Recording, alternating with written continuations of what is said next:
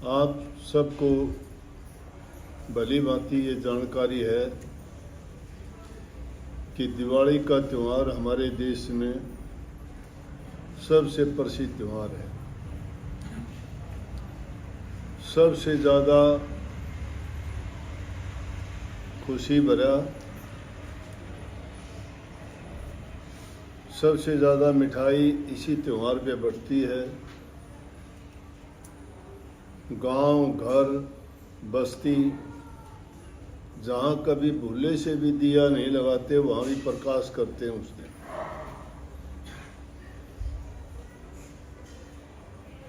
वो एक अलग बात है, दुनियादारी की बात है। हम बाहर के प्रकाश को देख के इतने प्रसन्न होते हैं। बाहर की सफाई बहुत करते हैं। खैर, उस सफाई करने के, दीप जलाने के, खुशी मनाने के मायने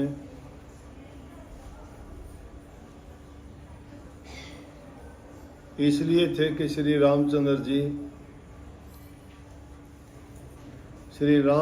जी धर्म के प्रतीक।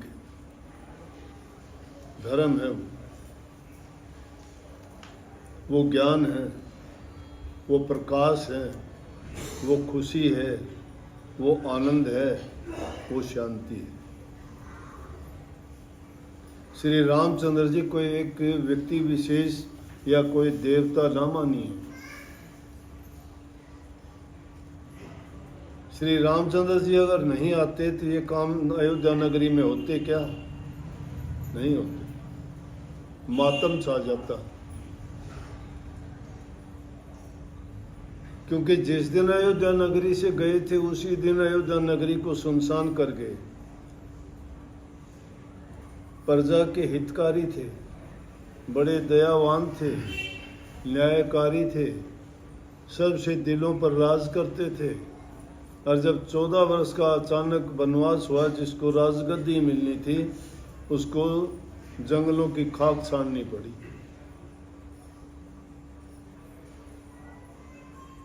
महापुरुषों ने तो बहुत अच्छी तरह से कही है कि ये सब खेल तो कर्म गति का था, लेकिन उस कर्म की रचना, उस खेल को करने के लिए श्री रामचंद्र जी ने क्या क्या रचना रची, सिर्फ कर्म गति समझाने के लिए। और संतों ने उसके बारे में कहा कि कर्म गति टारी ना ही टरे। कर्म गति टालने से नहीं टलती। क्यों नहीं टलती? हम लाख कोशिश करते हैं, कैसी किसी चीज़ के लिए, अच्छा करने के लिए मुहूर्त देखते हैं, किसी ज्योतिषी पंडित से जाके मुहूर्त पूछते हैं, क्या क्या चीज़ों की ज़रूरत पड़ेगी, वो सारी चीज़ें मुहैया करवाते हैं। घड़ी टाइम देखते हैं और वो चीज़ फिर बाद में उसका परिणाम खराब हो जाता है। क्यों हो जाता है? जब सारी चीज़ें हमने इतनी भली भांति इतने दिन पहले तैयारी करके, सोच के और बड़े अच्छे ढंग से करने का प्रयास किया, फिर वो खराब क्यों हुई? उसको कहा कि कर्म की गति है, और वो कर्म की गति टालने से नहीं टलती। क्यों? वशिष्ठ से तो महासुर ज्ञानी नहीं हो सकते। कितनी पीढ़ियों के गुरु रहे वो। रघुकुल में कई पीढ़ियों के गुरु वशिष्ठ जी रहे, और वही वशिष्ठ जी ने लगन शोध के रखा था रामचंद्र जी को कल राज्याभिषेक होगा, लेकिन हुआ क्या? वनवास मिला। वो भी छोटा मोटा नहीं, 14 वर्ष का। तो उस कर्म गति के बारे में क्या? कर्म गति टाली ना ही टले। वशिष्ठ से महासुर ज्ञानी लिख लिख लगन धरे, सिया हरण मरण दशरथ का और बन बन राम। ये कर्म गति थी। रामचंद्र जी को वनवास, माता सीता का हरण हो जाना, राजा दशरथ का वियोग में मर जाना, स्वर्ग सिधार जाना, लेकिन राक्षसों का संहार करना। और वो 14 वर्ष में किन किन से मुलाकात हुई, बंदरों से, भालुओं से, जंगली जानवरों से, पेड़ पौधों से। 14 वर्ष में रामचंद्र जी ने क्या क्या किया, एक आध दिन की बात हो तो भी मुश्किल हो जाती है, 14 वर्ष। लेकिन जब जाने लगे तो सारी प्रजा रोने लगी, पीछे पीछे होली कि आप गए तो हमारा चैन गया, आप गए हमारी शांति गई, आप जाओगे हम किसके सहारे रहेंगे, आप तो प्रकाश के दीप हो, आपके बिना अंधेरा हो जाएगा। कहते हैं कि नहीं, कहते पुत्र के बिना तो घर में अंधेरा होता है। अंधेरा तो प्रकाश से मिटता है ना, लेकिन पुत्र को भी प्रकाश मानते। तो कहा कि आपके बिना तो अंधेर हो जाएगा, दिलों में भी अंधेर, दुनिया में भी अंधेर, जीवन में भी अंधेर, कैसे जिएंगे हम। रामचंद्र जी ने सबको समझाया, रोती बिलखती प्रजा को छोड़ के और जंगल की राह ली। उनको कहा कोई बात नहीं, समय रुकता नहीं है, समय गुजर जाता है। शुरू में जब आपत्ति विपत्ति आती है आदमी को कठिन लगता है, कोई भी काम करो, लेकिन धीरे धीरे वो आसान होता चला जाता है, क्योंकि वक्त हर चीज को सहला देता है, हर घाव को भर देता है। वक्त की बड़ी खूबियां हैं, ये रुकता नहीं, चलता ही रहता है। हम वक्त की इंतजार करते हैं, वक्त किसी का इंतजार नहीं करता। 14 वर्ष गए, राक्षसों का संहार करके लंका का राज विभीषण को सौंप के अयोध्या में लौटे तो लोगों को जब पता लगा प्रजा को कि श्री रामचंद्र जी उस दिन वापस आएंगे, उस दिन का नाम दीपावली रखा। लोगों ने घरों की सफाई करी, बहुत अच्छा काम किया, क्योंकि 14 वर्ष तक उन्होंने अपने घर नहीं संभाले, उन्होंने नए वस्त्र नहीं पहने, उन्होंने कोई नए बर्तन नहीं लिए, घरों में कोई किसी प्रकार की रोशनी नहीं की, क्योंकि जिनके दिल बुझे हुए होते हैं बाहर की कितनी भी रोशनियां करो उसको खुशी थोड़ी देती है। जब इंसान का मन प्रसन्न होता है तो उसको रोशनी की भी जरूरत नहीं होती। और जब उनको पता लगा तो कितने दिन पहले लगे, घरों को संवारने लगे, नए वस्त्र खरीदे, नए बर्तन खरीदे, घरों में दीप जलाए, रंग रोगन किया, सफाई किए, नए वस्त्र लेके आए, बड़े हार श्रृंगार किए सब ने। और जब अयोध्या में लौटे तो अयोध्या नगरी इसी तरह जगमगा उठी जैसे दिवाली के दिन आज हमारे शहर घर गांव जगमगा उठते हैं। इसकी तुलना उससे की जाए, लेकिन उससे ज़्यादा लोगों के दिल खिल उठे। और दिल जब खिल उठता है तो कहते हैं ना कि मेरा ये काम हो जाए तो मिठाई बांटना, कहते हैं। तो खुशी जब हुई तो मिठाई बांटी, ब्याह शादी होती है मिठाई बांटते हो, घर में कोई खुशी आती है मिठाई बांटते हो, नया घर बनाते हो तो मिठाई बांटते हो, घर में लड़का हो जाए मिठाई बांटते हो। इसी प्रकार से श्री रामचंद्र जी आए तो लोगों ने मिठाई बांटी, खाई, खिलाई। आज भी वो काम करते, मिठाई आज तक बांटते। अच्छे काम का परिणाम हमेशा अच्छा होता है।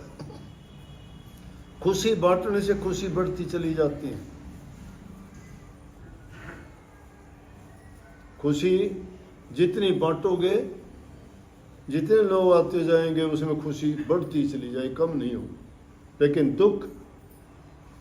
दुख घटता चला जाता है। दुख को बांटने के लिए जाते हो, दुख घट जाता है, दुख बटा लेते हैं। सोचो अगर किसी के घर में कोई मृत्यु हो जाती है, जवान मृत्यु हो जाती है, दुख है, हार्ट टूट गया, दुर्घटना में परिवार के परिवार खत्म हो जाते हैं, पूरे जो लोग सुनता है अफसोस करता है। घर में कोई एक आध बचता है तो जाते हैं उसको सांत्वना देते हैं। अगर वो अकेला छोड़ दिया जाए तो वो आदमी 1 या 2 दिन में गुजर जाएगा उस चिंता में। लेकिन जब जाते हैं तो लोग जाके उसका दुख थोड़ा थोड़ा करके बटा लेते हैं। दुख बांटने से बढ़ता है और खुशी बांटने से बढ़ती है। तो ये वो दिवाली का त्योहार था। लेकिन उस जमाने में तेल का प्रयोग कम था, लाइट नहीं थी, किस चीज़ का प्रयोग करते थे? घी के दिए जलाते थे। चाहे सारी चीज़ें थी तो भी घी के दिए जलाए, क्योंकि घी का दिया जलाने से वातावरण शुद्ध होता है। घी जब दीपक में जल के उससे जो धुआं निकलता है वो खुशबू पैदा कर देता है, बहुत से कीटाणु मरते हैं। हम सांस लेते हैं तो उसकी हवा के कारण हमें अच्छी सुगंधी मिलती है, मन प्रसन्न होता है उससे। और वैसे भी घी का दिया जलाना खुशी का प्रतीक है। जब ये माता बहन एक दूसरे से झगड़ा करती है ना, अरे एक को नुकसान हो जाता है तो फिर उसको उलाना देती है, क्या कहती, तेरे घी के चस गए। अब तो घी के चस जाना मतलब बहुत खुशी की बात है। तो इस दिन घी के दिए जलाने चाहिए। इन दूसरे ये लाइट जला के बैठ जाते हो, 4 लड़ी लगा दी, हम भी बहुत लगाई है। ये लाइट की लड़ी लगा के बटन दबा के बैठ गए, हो गया प्रकाश। तो इस प्रकाश से मतलब नहीं था। बड़ी अच्छी बात है। ये हमारा एक ऐतिहासिक त्यौहार है और सबको खुशी मनानी चाहिए, मिठाई बांटनी चाहिए, खुशी बांटनी चाहिए, सबको गले लगाना चाहिए, हर आदमी के लिए मंगल कामना करनी चाहिए। जिससे तुम्हारी अनबन है उनको भी मीठा बोल के अपना बनाना चाहिए। सारे सब बैर भाव ईर्ष्या त्याग देनी चाहिए, क्योंकि ये महान दिन था और उस दिन कोई ऐसी बात होनी नहीं चाहिए कि जिसके कारण किसी के मन में कोई खटास पैदा हो। बाहर के प्रकाश से, जब हम बाहर के प्रकाश को देखने से हम इतने खुश होते हैं। 4 प्रकार के प्रकाश हैं दुनिया। अग्नि, फायर लाइट, जलने वाली अग्नि है, उसका प्रकाश होता है। मून लाइट, चंद्रमा की रोशनी, ये सन लाइट है दिन की, कितना प्रकाश है। अंधेरे में तो कुछ नहीं सूझता, अंधा हो जाता है इंसान, कुछ दिखाई नहीं देता, कुछ समझ नहीं आता, पता नहीं लगता कौन चीज कहाँ रखी है। लेकिन चौथी प्रकार की जो लाइट है वो डिवाइन लाइट है। डिवाइन लाइट वो जिसको हमारे ग्रंथों में सिख गुरुओं ने उसको चांदना लिखा है, हिंदुओं ने उसको ज्योति या प्रकाश लिखा है, अंग्रेजों ने उसको लाइट लिखा है। वो लाइट है। नानक साहब कहते सब में ज्योत ज्योत है सोए, तिसके कारण सब में चांदन हुए। अब बाहर की रोशनी तो हम देखते हैं, लेकिन अंतर का प्रकाश तो अंधेरा पड़ा है। वो किस चीज से प्रकट होगा? गुरु नाम से, गुरु ज्ञान से। सोई पड़ी है हमारी रूह, प्रकाशित है वो, लेकिन गुरु जब उस दीपक को प्रकाश देता है तो वो प्रकाशित होता है। जब तक गुरु से ज्ञान नहीं लेते, रास्ता नहीं मिलता। एक मकान के अंदर जाते हो जिसका ताला बंद पड़ा है, मकान तो आपको दिखाई देता है लेकिन अंदर में प्रवेश नहीं कर पाए क्योंकि दरवाजे बंद हैं। इसी प्रकार से गुरु क्या करता है? दरवाजा खोलता है, और जब दरवाजा खुल जाता है, प्रवेश करते हो तो अंदर के नज़ारे, अंदर का प्रकाश, अंदर की जो जो दृश्य हैं वो जब देखने को मिलते हैं, तब उसका जीवन का अर्थ खुलता है, उसका पता लगता है कि हमारे अंदर में क्या है। जिसको ढूंढने के लिए बाहर घूमते हैं वो तो हमारे अंदर में ही बैठा हुआ है, लेकिन हमें भूल क्या पड़ी कि हम उसको बाहर ढूंढते हैं। बाहर किस लिए ढूंढते हैं कि तलाश तो हमें है, लेकिन रास्ता बताने वाला नहीं मिला कि वो कहाँ मिलेगा। और बताने वाले भी मिल गए झूठे साचे, तो फिर और लोग पाखंड में फंस के रह गए। पाखंड क्या बना लिया लोगों ने? सुनी सुनाई बात, किताबों की पढ़ी बात खुद करना छोड़ दिया। वो बात सीखे और झूठ बोलना और सीखे। वो काम तो करते नहीं, झूठ और लगा ली उन्होंने साथ में। कैसे कैसे आडंबर और नाटक देखते हैं, हैरान हो जाओगे आप लोग। अरे भक्ति करने के लिए तो ऋषि मुनि लोग एकांत में जाते थे।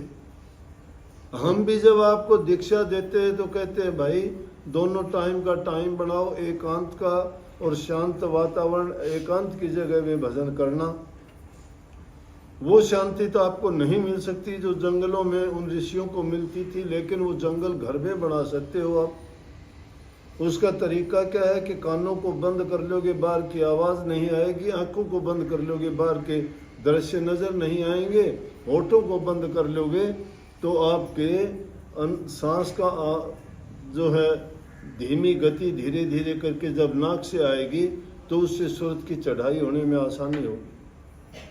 लेकिन यहाँ तो सूरत के चढ़ने के भी बड़े आसान तरीके हो गए। कैसे? उनको ये नहीं पता, उनका दिमाग खराब है, उनका ये नहीं पता कि वो पागल हो गए, उनको सूरत का या ध्यान का अभ्यास का तो पता नहीं। सत्संग होता है और ड्रामे करके वहाँ कहते हैं कि मेरी सूरत चढ़ गई। आपको आवाज़ भी सुनती होगी, इतने लोग आपके आसपास बैठे हैं और उतने लोगों में बैठ के सत्संग सुनते हुए सूरत कैसे चढ़ गई तुम्हारी? ना तुम्हारे कान बंद है, ना तुम्हारी आंख बंद है, लेकिन हाँ तुमने एक बार जरूर बंद कर लिया, लोगों को मूर्ख बनाना सीख गए, झूठ और कपट सीख गए। अगर तुम्हारी सूरत चढ़ती तो एकांत में जाके घर में चढ़ाओ सत्संग सुनने के लिए। तो उसमें भी मैं बताऊं, संत मत का ज्ञान असलियत यह है कि जब भी अभ्यास करते हो तब भी तुम्हारी चेतन शक्ति काम करती है। अगर वो चेतन शक्ति काम नहीं करती तो संत बाहर आके नहीं बताते कि वो आध्यात्मिक दर्जे कहाँ कहाँ हैं और उनमें कौन सी ध्वनि है, क्या वहाँ पर नज़ारे। इसका मतलब जब अंदर में चढ़ाई करते हैं तो सूरत दो काम करती है, सूरत और नृत्य। सूरत चलने का काम करती है, नृत्य देखने का काम करती है। लेकिन ये जो नाटकबाजी करते हैं लोग, आगे से तो सत्संग है, लाखों आदमी सत्संग सुन रहे हैं और उनके बीच में 5 आदमी वहाँ लौट जाएंगे और कह देंगे मेरी सूरत चढ़ गई। तो कहाँ की सच्चाई? वो तो झूठ और बेईमानी और सीख ली उन्होंने। दूसरे लोग भी कहते हैं उसको देखा देखी, क्योंकि जब बता दिया कि दरवाज़ा बंद पड़ा है, अंदर में प्रवेश नहीं किया, बाहर सूरत कैसे चढ़ गई? कुछ पता ही अता पता ही नहीं है। हाँ, उसके लिए धीरे धीरे अगर इंसान प्रयास करे तो टाइम बहुत लगता है। मैं ये नहीं कहूँगा नहीं हो सकता, करने वाले में हौसला होना चाहिए, हर इंसान कर सकता है, मुश्किल और कठिन नहीं है। मैं ये कह के आपको दुर्बल नहीं बनाना चाहता कि नहीं कर सकता, मैं कहता हूँ हर कोई कर सकता है, छोटे से छोटा बच्चा भी कर सकता है जिसको समझ है। उसमें गरीब अमीर का सवाल नहीं, औरत पुरुष का सवाल नहीं, हर कोई कर सकता है, लेकिन उसमें लगन, विरह, प्रेम, ये चीज़ें, त्याग और तप, ये 5 चीज़ जब तक नहीं है किसी में तो उस रास्ते पे नहीं जा सकता। तो उसके हृदय में तो अंधेरा ही रहेगा, प्रकाश कहाँ होगा? प्रकाश कहाँ होगा? और ये कोई दिखावे की चीज़ नहीं है। जो दिखावा करता है वो झूठा है, वो कपटी है। यहाँ झूठ का सवाल नहीं, जिसको तो ये भेद मिलता है वो तो छिपाता हो रहा है, कोई बताता ही नहीं। जिसने जिसको मिल गया उसने बताना ही नहीं अच्छा समझा। लेकिन संतों के लिए ये आदेश है कि इस युग में जीवों को जगाने के लिए और रास्ता उनके खोलने के लिए उनको बताना पड़ता है, बिना बताए, क्योंकि कलयुग के जीव हैं, ये पाखंड पूजा में ज़्यादा मान जाएंगे, सच्चाई की ओर नहीं जाएंगे। पाखंड पूजा में अब कहीं भी एक पाखंड शुरू कर दो, वहाँ लाइन लग जाएगी। लेकिन सच्चाई की बात होगी, वहाँ से मुख मोड़ ले, क्यों? करना कोई नहीं चाहता। कैसे करें? करने की ज़रूरत नहीं है। आजकल तो साइंस का ज़माना आ गया, ये भी शब्द याद करने वाले भी फ़ोन सामने रख के शब्द सुनाते हैं। याद कहाँ? मशीन का काम आ गया, कंप्यूटर में देखते, कंप्यूटर में सुरक्षा डालेंगे, फ़ोनों में सुरक्षा डालेंगे, टीवी में सुरक्षा डालेंगे। सुरक्षा डालना आसान हो गया बिल्कुल। करने के बिना ये सब चीज़ें होती हैं। उनके दिलों में अज्ञान रहेगा। असल दिवाली अगर मनानी है ना, संत ये भक्तों के लिए, अभ्यासियों के लिए, गुरुमुखों के लिए बताता हूँ कि बार की सफाई तो ज़रूरी है ही है, लेकिन अंदर की सफाई भी करो। अंदर की सफाई करोगे, ज्ञान की ज्योति जलाओगे, गुरु की आज्ञा का पालन करोगे, हृदय तुम्हारा पवित्र होगा, उसमें खुशी होगी। जब तुम्हारी असली दिवाली मानी जाएगी, मैंने शब्द लिख रखा है कि दिवाली भाई संतों ने घट में बताई। संतों की दिवाली तो घट में है। और स्वामी जी महाराज ने सारवचन में लिखा है, संत दिवाली नित्य करें सत लोक के माँ, और मते सब काल के यूं ही धूड़ उड़ा। संतों की दिवाली कहाँ है? अंतर में, घट में। वहां जो प्रकाश को देखते हो, वहां धूप दीप नैवेद्य अगर ज्ञान की ज्योत जलावे जी, वहां ज्ञान की ज्योत जलती है। ना धूप की जरूरत, ना दीप की जरूरत, ना और कोई दीपक जलाने की जरूरत वहां का, क्योंकि सतगुरु हमें वो दीपक देता है जो स्वयं प्रकाशित है। न तेल बत्ती घी कोई किसी चीज की जरूरत नहीं। सतगुरु उसके अंतर के पर्दे जो भ्रम के हैं वो हटा देता है। अब भ्रम के पर्दे खुद नहीं हटाना चाहते, दुनिया को झूठा दिखाना चाहते हैं कि मैंने ये कर लिया, मैंने वो कर लिया। अरे करोगे जब तो तुम्हें दिखाने की जरूरत, छिपा और लोगे आप, अनजान बन जाओगे। संतों ने, किसी ने ढोलकी की थाप लगा के कही मैं संत हूं, कभी कही नहीं किसी। उन्होंने तो कह दिया मालिक जाने, मुझे नहीं कुछ पता, किसी ने भी नहीं कहा कि आओ। लेकिन अब ये पाखंड बना लिया। परंतु आज तो त्योहार के दिन की बात थी ना, कि दिवाली के दिन आप भी खूब मिठाई बांटना, खुशी मनाना, खूब मिठाई खाना, लेकिन साथ के साथ इस बात का भी ख्याल करना, कुछ लोग गलत काम भी कर देते हैं। ये तो सृष्टि की जब से रचना हुई, राक्षस साथ पैदा हो गए थे, वो अपने काम करते रहे। लेकिन जो पुण्य आत्माएं थी, उन्होंने तो पुण्य के काम करने, भलाई के और दूसरे लोगों के हित के काम करने। जो खुद का कल्याण चाहता है वो दूसरे के प्रति प्रेम, त्याग और परोपकार के काम जो करता है, उसका अपने आप हृदय शुद्ध और पवित्र होता है। जो दूसरे का हित नहीं चाहता, तो समझो कि उसका दिल तो काले कर्मों से, खोटे कर्मों से, पाप कर्मों से पहले ही भरा हुआ है। लेकिन ऐसे काम करके ऐसे लोग लज्जित नहीं होते हैं। लज्जित क्यों नहीं होते? कि वो नित्य प्रति ऐसे करते हैं तो उनको अपना पाप बोध याद नहीं होता, वो नहीं जानते मैंने क्या कर दिया। जिसको ये पाप बोध हो जाता है कि ये गलत है, ऐसा नहीं करना चाहिए। इंसान को पता कब लगता है? जब वक्त गुजर जाता है। तो उसका क्या फायदा? जब वो बारिश आए भी और कृषि सूख जाए तो क्या फायदा उस बारिश का आने से? वक्त गुजर जाने के बाद फिर पछताने के सिवाय कोई रहता नहीं है। तो इसलिए हमें अच्छे से अच्छे काम करने चाहिए, उन लोगों की तरफ ध्यान नहीं देना चाहिए। कुछ लोग दिवाली का है त्यौहार बड़ी खुशी मनाते हैं, क्या जुआ खेल के, शराब पीते हैं, मिठाई एक तरफ धर दी, तो लक्ष्मी कैसे आएगी?